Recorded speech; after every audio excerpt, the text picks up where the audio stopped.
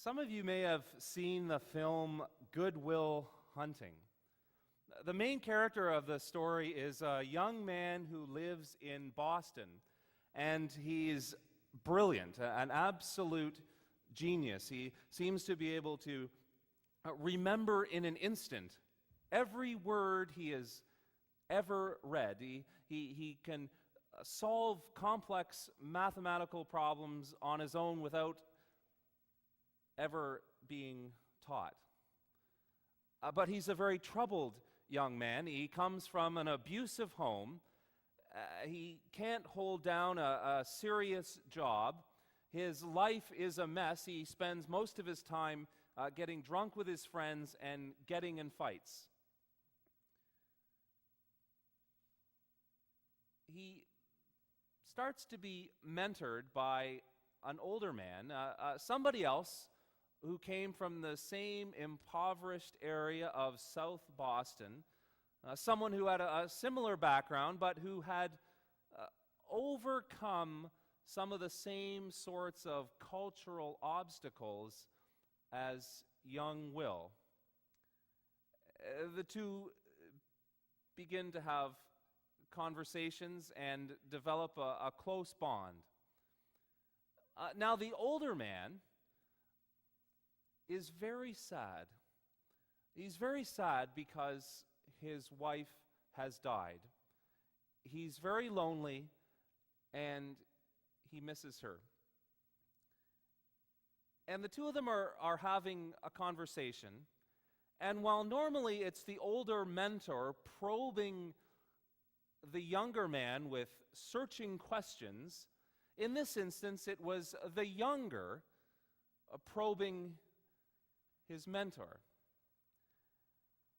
And so young Will asked, "Did you ever wonder what your life would be like if you hadn't met your wife? Do you think I would be better off? Do you think if I had never met her, I wouldn't be so sad now?" No, that's not what I meant. No, it's an important question. And in truth, I don't regret a single day I spent with her. When did you know that she was the one? October 21st, 1975. You know the date? How do you know the date? It was Game 6 of the World Series. The most important game in Red Sox history. My friends and I slept on the sidewalk all night to get tickets. You had tickets for Game 6? Yeah. My friends and I, we're in a bar waiting for the game to start, and in walks this girl. What a game it was, though. Went to 12 innings. And in the bottom of the 12th, up steps Carlton Fisk. And he hits a high fly ball deep to left field. It's going, gone. And 35,000 fans are going crazy. And they're all rushing onto the field. And as Fisk ran around the bases, he had to fight through the crowds to get to home plate. That's amazing. Did you rush the field? No, I wasn't there. I was in a bar having a drink with my future wife. You mean you missed Game 6 to have a drink with some woman you'd never met? Oh, you should have seen her. I just slid my ticket across the table and said to my friends, "Got to go and see about a girl." And they let you get away with it? Oh, they saw the look in my eye, and then they knew I meant it. And that's how come I'm not standing here today talking about how 20 years ago I saw some girl in a bar and I'd always wished I'd gone over and said hello. I don't regret the 18 years we were married. I don't regret the 6 years when she was really sick. And I don't regret the last days when she was really sick. Sometimes we come to those moments of decision. Something about life as we know it has changed. Something about our circumstances has shifted, and we cannot carry on as we had before, and some decision is called for. It will likely be a difficult decision because it will be a life-changing one. And it will be a decision that only we can make. No one can make it for us. And we cannot avoid the decision. We must make it. We must make it, and it will change the course of our lives. A few minutes ago, I read a portion of the story of Jacob that is found in the Old Testament in the book of Genesis. And the portion I read was that piece of his story where he came to a moment of decision and was faced with making a choice that would alter the course of the rest of his life. We began by hearing that Jacob had set off on a journey towards his ancestral hometown, Haran in Mesopotamia. And Jacob had set out on that journey for two reasons. The first and probably most important is that he was fleeing for his life. You see, Jacob's older brother Esau wanted to kill him. Jacob had conned his older brother out of his inheritance. And he had tricked him into giving up the status which was due rightly to the firstborn child, the firstborn son in that culture. Through his cunning and his trickery, Jacob has supplanted Esau. Jacob will now inherit what belongs to his father, and Esau will be left to toil as his servant. And so Esau wanted to kill Jacob. And so Jacob was fleeing for his life. Second of all, Jacob was going to his ancestral hometown in order to try and find a wife. His father Isaac had said to him, "I can't protect you anymore from your brother, and someday what I have will be yours. But in the meantime, you'd better go and find a wife so that you can carry on as the head of the family." And so Jacob had to set out on a journey. The timing of it was not of his choice. The circumstances were partly a result of his doing, but not by his choice. He had to go and do something on his own. No one could do it for him. No one could even really help him when it cuts to the heart of the matter. And sometimes we face those circumstances in life as well. I remember a few years ago, I befriended a person from one of my previous congregations. Her husband was very ill, and then in the time that I knew them, he died. And they had married later in life and had no children of their own. And they were both only children, and so they came from very small families. And I remember going to the visitation at the funeral home, and there she was, all on her own. If you've ever been to a visitation at a funeral home, normally you'll see a large extended family sort of in a line, and if you go to greet them, you say hello to a number of people, and you give your condolences to the whole extended family. And I'll never forget going and seeing Lynn standing there on her own. I tell you, this was one of the saddest things I've ever seen. But her husband had died, and they had many friends. And so she went there on her own.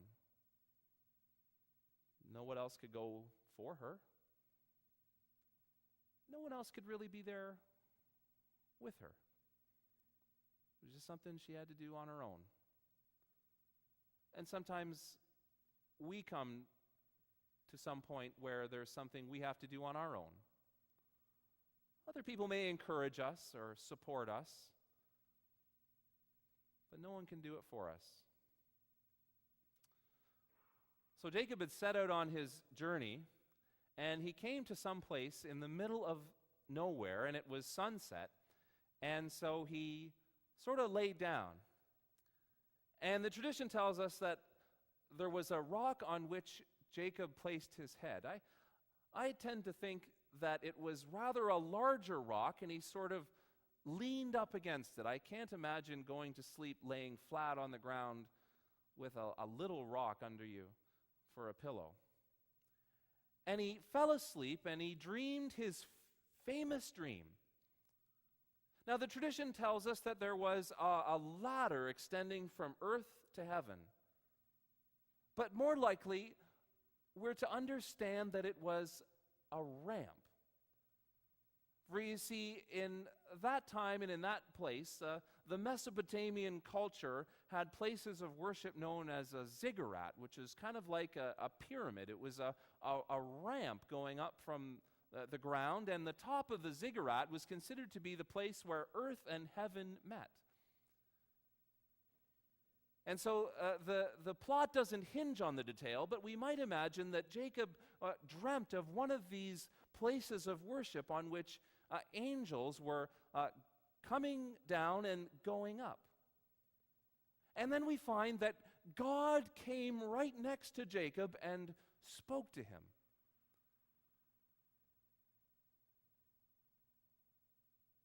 God has come to Jacob in his moment of deepest and most profound weakness. God has come to Jacob when he is most vulnerable. He is in the wilderness with no friends or allies. He does not even have a roof over his head. He is sleeping under the stars. In fact, he's not even awake. He is asleep. He is at his most vulnerable. And God knows that in this vulnerable time, Jacob will finally be ready to hear God's voice. Some of you will remember the big sporting event from 1974, the Rumble in the Jungle, a heavyweight title fight between George Foreman and Muhammad Ali. And George Foreman was the heavy favorite. He was at the peak of his career. He was a great, big, strong giant of a man, and it was believed that no other person alive could possibly stand in there and take a pummeling from George Foreman. And Muhammad Ali came up with this strategy which has been known as rope-a-dope. Muhammad Ali leaned against the ropes at the side of the ring, and he put his arms up to protect his body, and he let Foreman pound away on him. And of course it would still hurt, but the slack in the ropes around the ring would absorb a good portion of the impact. Every time he would get hit, he would sort of sink back into the ropes a little bit. And this happened for round after round until Ali started to notice that Foreman was getting tired. He had sort of punched himself out. And when Foreman was tired, that's when Ali delivered the knockout blow. Now, in some sense, I hate to use this analogy because I don't want to compare God to a boxer. I don't want to imply that there is violence in the way that God comes to us. But what I want to say is that sometimes God will let us try our own way and expend all our energy and effort and wait until that has run out. Wait until we have come to the end of our rope, and then, when we are tired and wearied and even broken, God will come and speak to us in a whisper. Now, when God spoke to Jacob, God made promises to him. Promises that in many ways echoed those same promises that had been made to his grandfather Abraham and to his father Isaac. God said to Jacob, I will give this land on which you are sleeping to you and to your descendants. And I will make your descendants as numerous as the dust of the ground, and all the families of the earth will be blessed through them. You can well imagine that for nomadic herders in antiquity, the promise of land and descendants was about as good as it could get. But then God makes an additional promise that is particular to Jacob. God said, I will be with you. I will protect you. I will keep you along your journey. I will give you success. And I will return you home safely. God has promised not only to watch over Jacob, but to be with him and to protect him, to guide him, to get him through life, to get him over the hurdle that he's now facing. What a wonderful promise from God. Keep in mind that this is the same Jacob who has come to this place in desperate isolation. He is alone. There is no one else who can help him, no one else who can do for him what he must now do for himself. He is fleeing for his life from the wrath of his older brother. But in truth, he is not alone because God is with him. Great commentator Walter Brueggemann has noted that in Jacob's world there are many gods that in some sense might have been known. But this God, and this God only, makes self-binding promises to enter into relationship with his people. What a wonderful thing it is to find out we are not alone. A few years ago, I had some surgery on my jaw. See, as I grew, my jaw, my upper and lower jaw didn't quite grow at the same speed, and as an adult, I needed to have the bone basically broken and reset. And I remember after the surgery, of course, they don't put a cast on your face. What they do is they wire you in place, and I had my mouth wired shut. And an unintended consequence, or at least it wasn't expected for me, was that because of the surgery, my sinuses kept filling up with blood, and it was kind of clotting. And I was having a really hard time breathing. My mouth was wired shut, and my sinuses were clogged. And it was kind of frightening to be there in the hospital room, not entirely able to breathe, and not also being able to communicate that as clearly as I wanted to the nurse. And I'll never forget that my mom stayed with me in that hospital room all through the night. My mom was there in the evening, and I think it was originally her intention to go home. But she stayed a little bit later and a little bit later, and I remember even in the middle of the night, say around 11 or 12 or something like that, she said, I'm going to go home soon. And I mumbled, that's fine. This wasn't one of those hospital rooms with a fold-out chair. There was just a little plastic chair with no cushioning. Well, lo and behold, my mom stayed right through the night. And where I might have been alone and scared, I was neither, because my mom had stayed with me. And I knew that she wasn't going to let anything happen to me. Well, that's how God wants to come to us and to be there for us. Jacob woke up the next morning, and the narrator tells us that he took the stone and he set it up as kind of an altar, and he poured some oil over the top of it. Now, that's not a gesture that has any meaning for us, but rather we can interpret it that Jacob worshipped. That act of creating an altar and pouring some oil over it was, for him, worship.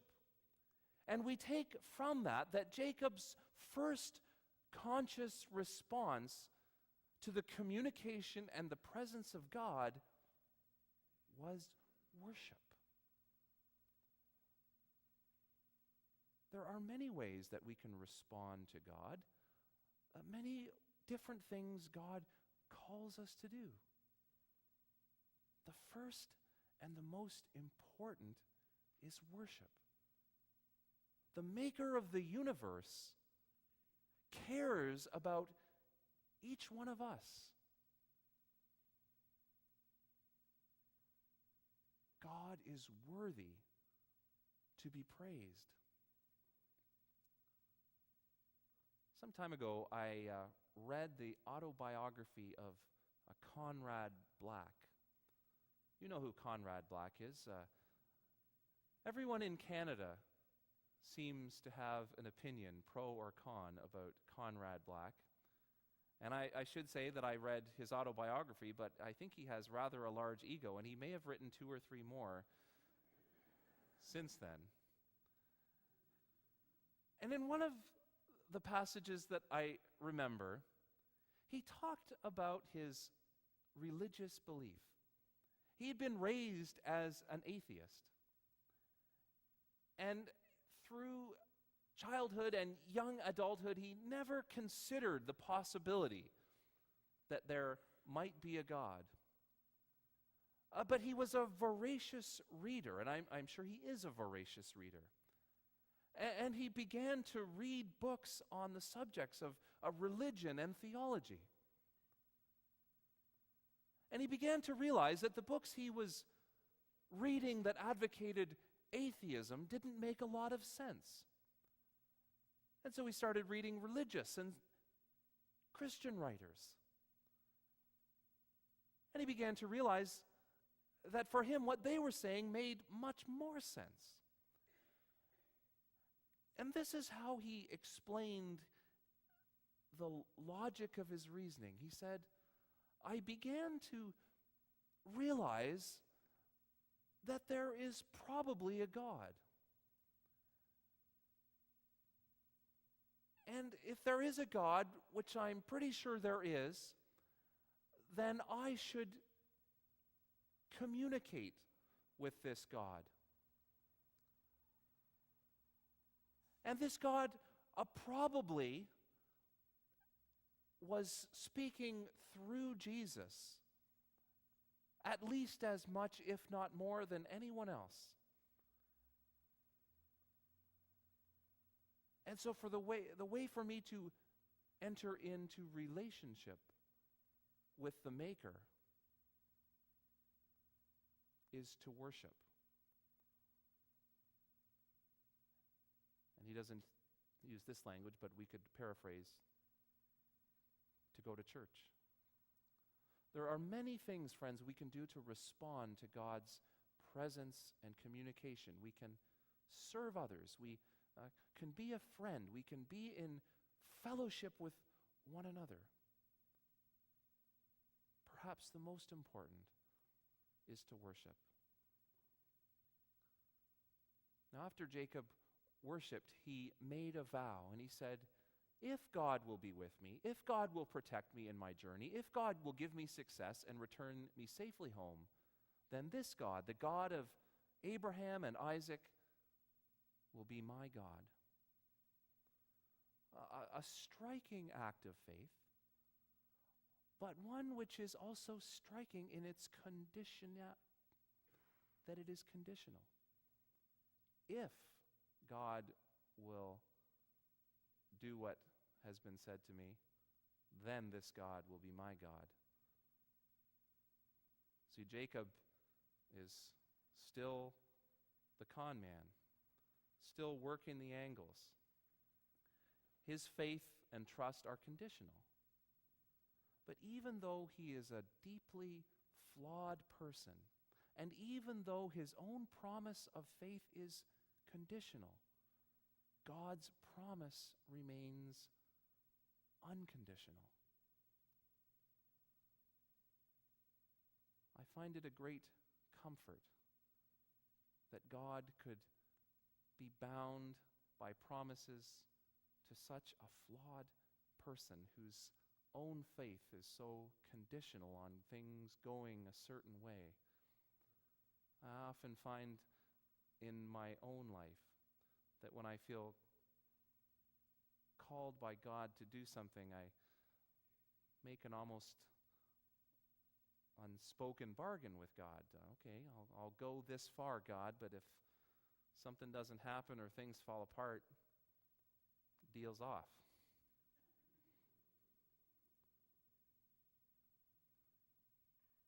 Great German interpreter of the Old Testament, von Rad, finds it a moral problem that God could enter into a relationship with such a bad person as Jacob.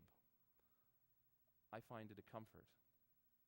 Because if God could reach out and make promises to Jacob, promises to be with him and never to leave him, maybe that promise could be for me. It could be for you. The story of Jacob is a coming-of-age story.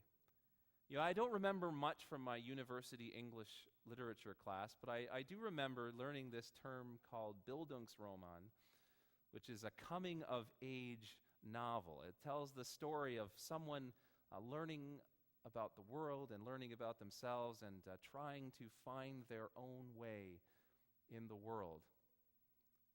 Good Will Hunting is a classic coming-of-age story.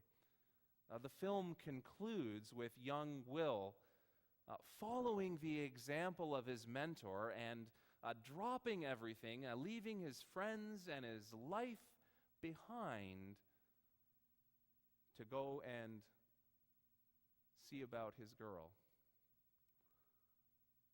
Our own stories are usually less dramatic than the movies, but we come to these points of decision, decisions which no one else can make for us. We must make them for ourselves. Friends, the God who came to Jacob in the middle of the night so many centuries ago comes to us. God says to each of us, I want to be with you. I want to keep and guide you. I want to lead you safely home and to do for you what I have said.